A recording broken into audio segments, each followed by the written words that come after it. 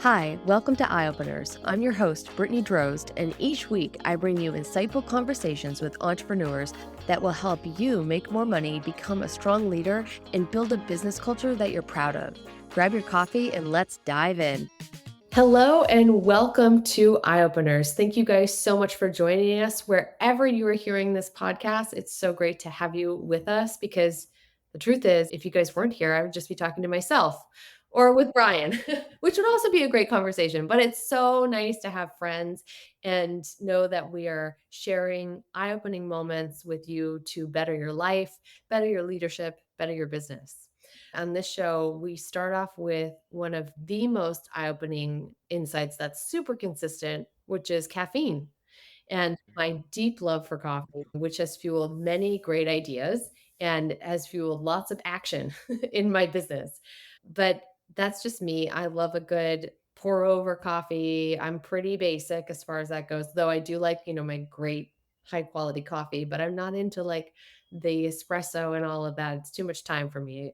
I don't take the time. What about you, Brian? What's your caffeine beverage of choice? So normally at home, we're going to go for a French press every morning. So that's my job is to make the French press first thing because if my wife wakes up and there's no coffee, it's just a bad morning. You know what I'm saying?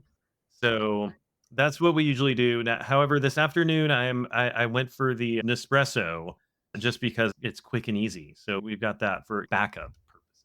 Yes. But I always do it in the Ember because it keeps it nice and toasty, and I don't drink it too fast.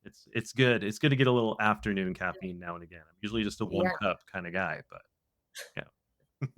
Yeah, I have a struggle with that internally because I love the coffee. I think because I live in cold climates for so long, I love the act of drinking a warm drink, but I definitely am impacted by having too much caffeine. So I try to stop at noon. This is a rare exception right now. I'm having the last bit of my coffee for the show today, but I love that amber. So is that keeps the coffee warm? Does it sit Mhm. on a tray or? It charges on a tray, but I usually just I don't usually keep it on there. I just put it on I wash it afterwards, put it back on there, it's ready to go the next day.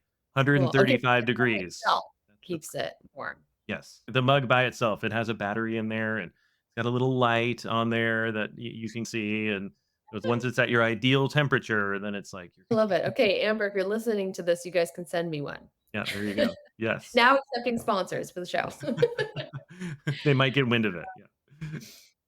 Okay, and what goes in your coffee? This is a big deal. So vacillate between some good old half and half to almond milk to lately I've been doing a lot of bulletproof coffee. I'm not sure if you're familiar with that, I've heard but of it, I don't know that I've had it. the theory is that the MCT oil really helps with mental focus in the mornings. Jury's out on if it's the coffee itself doing the job or if it's the extra adaptogens that are helping out, but That's I do funny. love it. Okay, good. Yeah, so for me, I do a little liquid stevia and half and half. That's what I do in mine. So Beautiful. I'm trying to keep it real basic. Keep the flavor. I like it strong, just a little half and half, and then a little sweetener. Uh, Yeah, Easy. I'm big on routines too, so I hear you. Yeah, Just same thing day after day is super helpful. absolutely. Now that we are adequately caffeinated and aligned on our, coffee drinks here of choice, I think it's only fair to give people a proper introduction to you because, there is a lot of good reasons why we have you on the show today. And you guys just this is another example of why being well networked is so important. So Brian and I met through a mutual connection. I think we're both on the same show that that individual was hosting, Mhm. right?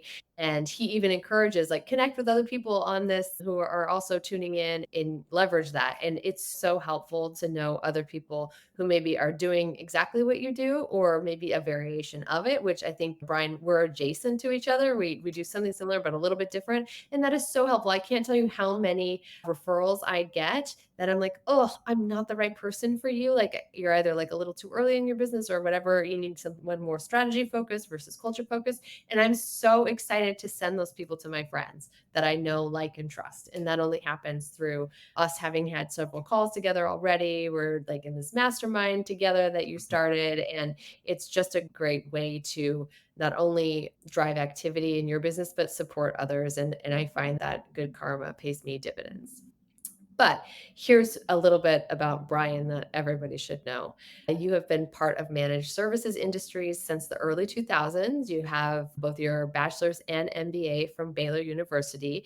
And for over 20 years, you've worked in multiple MSPs and have bought and sold multiple MSPs. So, guys, we're going to dive into that a little bit because I am totally into entrepreneurship by acquisition. So, we will definitely be chatting about that. And then you have been everything from a technician in those organizations to ops managers to CFO and CEO. You have grown multiple MSPs to over $5 million in revenue and managed in excess of 15 million in revenue. And you have this thorough understanding that makes you a really great partner and coach for these organizations. Your expertise in leadership and coaching can help other MSP owners or CEOs achieve those results as well in their business and life. You are passionate about finding the right clients for your coaching practice. I totally see you on that. Take their business and leadership to the next level. So, Brian, officially welcome to the show. Thank you so much. That was a great intro. I really appreciate it. It's like hearing that about yourself. It's like, okay, yeah, I guess all those things are true. Well, So it's kind of important. The audience need to understand, like, oh, this is why I should listen. sure. This guy is totally an operator. And I think that's something I really focus on in who I bring onto the show is not just talking heads and not just consultants who don't have any idea what it means to actually be the operator. I share a lot that I help operate my husband's business. I have team members of my own. Like if you haven't sat in that seat, I come from doing operations before. If you haven't sat in that seat, it is really difficult to understand what your clients are facing. And while it's certainly not a prerequisite, I know plenty of coaches who have different backgrounds who are plenty helpful. But I think, especially in managed services and MSPs, I think that it is really essential to help drive that business.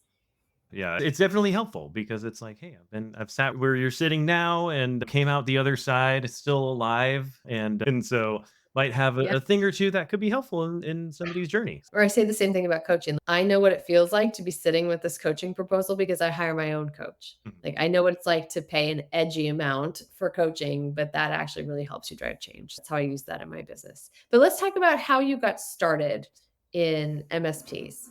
What did the start of your career kind of look like and how did it transition to entrepreneurship? Wow, yeah. So I started out knowing that I wanted to work in technology, and so I even I'm one of the few people that I know that actually majored in IT and business that actually ended up running an MSP. Like most people I talk to are like, "Yeah, I did engineering or religion or I have a history degree or something like that." And then it's yeah, and here I am doing cybersecurity. But yeah, so I started off just doing tech work, like networking and servers and all of that kind of stuff, and did programming for a good while and all that, and then just grew with the company. I was the second person in the company, and just as Oh, we wow. grew, I grew as a leader into more and more like director of ops roles, and you know, and then executive at that point, and then and this was all like working for somebody else. And then I, at some point, when I was like, okay, I feel like I cracked the code of what it takes to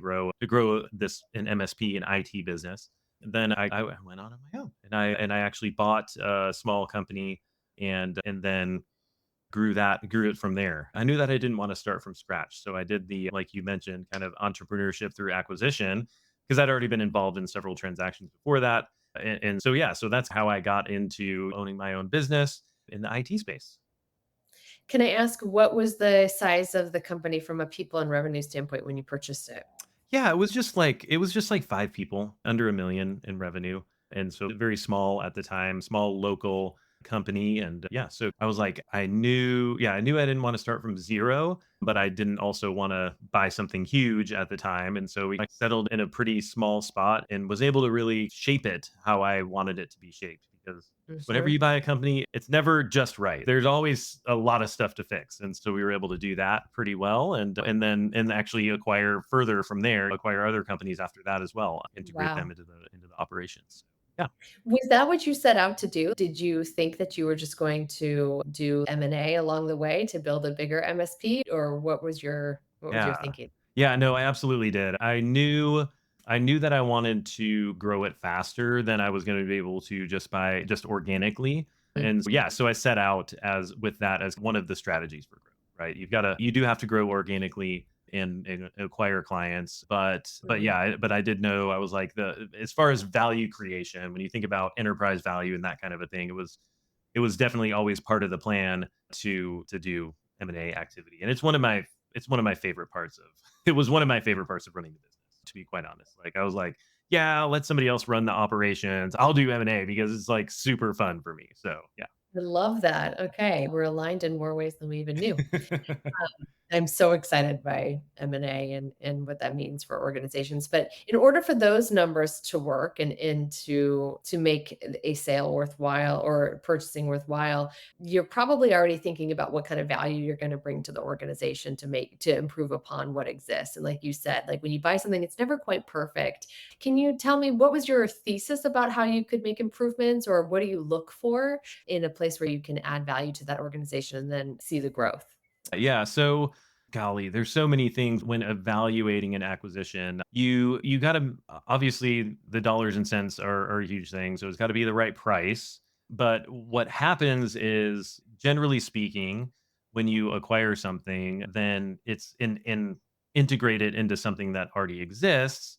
You get basically the multiples. It's based on multiple of EBITDA. So your multiple Mhm. is going to go up the more EBITDA dollars you have in the company. So just by default, if you're a $5 million business and you're acquiring a $2 million business, presumably that $2 million business is going to have a lower multiple EBITDA than yours does. And then when you put them together, they're going to be even more. So there's that piece of it's like magic numbers. I don't know. Like it works though. It's anecdotally as well as the data, at least in the managed services space. But then you're looking for things like what holes could you fill in your team, and does the team that you're acquiring, have those kind of people that you need? You're looking at culture. You really want to make sure there's a strong culture fit between the organizations because it's one of the hardest things to change a lot of times when you spent a lot of time building your own culture and you have a strong culture, a very strong team, integrating a new team into that and really giving the vision and making sure that everybody's on board with the culture is absolutely huge, which I know we can probably talk culture for hours, but yeah. Let's do some of that actually, if you don't mind. Okay. What do you when you're assessing for culture fit for an acquisition in a merger, what are you noticing? Like, how do you assess for whether it's a good fit or not? I'm just curious. Yeah, it's super hard because usually for the vast majority of the what I'll call the dating period with the company you're acquiring, you're only talking with the owner. And so that's the only view you get of what's going on in the organization. And so usually it's later in the process when you actually start to get to talk to some of the team. And usually even then it's only some of the executive team that you're able to talk to because they don't want the word getting out before the deal is done. And so in some ways you have to go based on just what you can figure out from those conversations. And then hopefully they have some good I don't know documentation, if you will, around what the culture looks like. We use the thing called a culture guide that was like really detailed of, hey, here's not just values, but what do they mean and how do you act them out in everyday life inside the company. And so if somebody has something like that, super super helpful. But yeah, it's really just through conversation and getting to know the people because yeah, the culture is made up of the people. So That's right. Was there ever a situation where you had gone through with a deal and then later found out pieces of information that created challenges for you, either in with personnel, leadership, or culture? yes, very much. And not only, yeah, once again, like in the case that I'm thinking of, it was like it was later on, and I wasn't as involved in the pre-transaction. but finding out, oh, okay, these people work very differently than maybe we're remote and they're all in person. And how do you start to blend those cultures together? Or they just or whatever the way they deliver service is very different or things like that. And yeah, definitely yeah, it's just hard. And then you've got to do a lot of work to like team build and get everybody on the same page and find a new way of operating together and all of those kind of things. So yeah, there's definitely been the fair share of challenges. So it's a beautiful story or case study when it goes well. And we can talk about how successfully we made this transition and like measuring before and after with all sorts of metrics that are fun. But what happens when it doesn't go? So you're trying to integrate, you're trying to performance manage or talk about the values, talk about how we live them, create that alignment. When that doesn't work, what are some of the tough decisions you have to make and why are they important? Mm. Yeah, it's so hard. What I'll say is that on the culture piece, when you're looking at people, there's different ways to evaluate the fit. I use something called 3 C's, which is culture, competence, and commitment. But so culture being obviously, is there a culture fit? Are they on board with the values, all that? Competence, how well do they do their job? And then commitment, are they committed to the team? Are they committed to the company? The culture piece of that is it's the hardest thing to coach, right? It's the hardest thing to like if somebody's just not a culture fit, it's really difficult for that to change. And so yeah, you have to start making hard decisions on, hey, is this person the right person to be in the organization based on that and have a plan for ideally you want to be able to coach them into that, but at some point yeah you're going to have people who are just not a fit, and then vice versa you're going to have, and I've had this happen many times where it's they start like you acquire a company, you start to integrate the teams, and then they self-select out because they know like, hey, I'm not going to get along well in this organization. And so I've had some tough losses of that. Hey, this person was really great at their job. They did an amazing work and had a high level of skill and all that stuff. But then ultimately it was like, yeah, I'm not gonna be happy here. So I'm gonna choose to go somewhere else. And that's okay. Yeah. I think that people are so afraid of that happening if they purchase a company or whatever. And I think that honestly, it can be such a gift because the hardest thing is keeping someone who's uncertain or ambivalent, like and not really knowing what's going to happen. That is the hardest thing to deal with. And when someone's decided, like you said, self-selected, oh, this isn't going to be right for me, I'm going to go. It ultimately saves you a lot of time and energy It down the does. road. I wonder. It might be painful in the moment, Mhm. but you will certainly survive and overcome it because there's no other option. That's right. That's right. Yeah. Yeah. And those are some of the hardest conversations to have too. But Mhm. I once heard somebody say it's everything that you want in life is on the other side of a hard conversation. I love that. It's like, all right. You gotta learn to have those. Yeah. Give me a little insight into when this has gone incredibly well. So was there an instance where yeah, you guys were looking to grow, maybe that was like an acquisition and it was like, wow, you were able to actually learn about all through this other organization and maybe systems or processes or the way they trained that was actually so helpful and you learned from that? Yeah, I think what comes to mind is an acquisition that I did in 2018, and we actually acquired a company that was larger than we were at the time, and it was a good strategic fit because we were serving credit unions. This company served banks. It worked very very well from that perspective. There definitely were challenges along the way, but I think what we ended up with there is that it was a great synergy because they gave us a lot of knowledge that we didn't have at the time Mm. around, okay, what do banks need? And everything that a bank needs, a credit union needs. As far as IT goes, it's just not as strongly enforced with credit unions generally, or at least with small credit. So yeah, we gained some really good experience, a lot of knowledge, and I think and in that circumstance, like the cultures fit very well together. We ended up only losing one person in that transition, and it was like it was the right person to lose. In retrospect, it was like okay, and we are able to That makes sense. fill that gap and everything, and it was fantastic. So yeah, that would be an example of it going really well. Awesome. Thank you for sharing. Yeah, I don't Right. mean to be just doom and gloom, but I feel like so often it's easy to get materials from people who are want to talk about the highlight reel and all Oh, the yeah. things that go well. And that is why we Yeah. make a point of sharing what it looks like when it's messy so that everyone can understand how normal this is and that this is just one season of your business right now. And if you put in the work, that hopefully you can get to the other side. But the highlight reel is nice too. So thanks for sharing. It's fun. Tell us about this current chapter that you are now in, where you have, I believe, sold all the MSPs and are now sitting in the coaching chair. Tell me about that decision.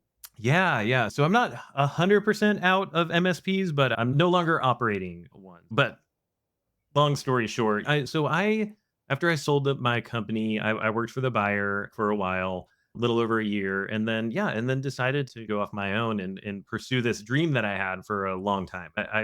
It was probably over 10 years that I was like, I really want to serve others in the same way that I was served by my coach because it was such a life changing experience for me when I first got a coach. And so yeah, at this point, I'm working with about 20 MSP owners on a one-on-one coaching on a monthly basis and just really enjoying the relational aspect of it as well as just like the progress that I get to see these individuals make in their business. It's just like when you just see a night and day difference before and after and super rewarding and I'm just yeah super passionate about it. I don't know if that answers your exact question or Yeah, not. Okay. that's awesome. I mean, you benefited so much from having your own coach. I don't know if you guys caught that message. I promise I didn't pay him to say that.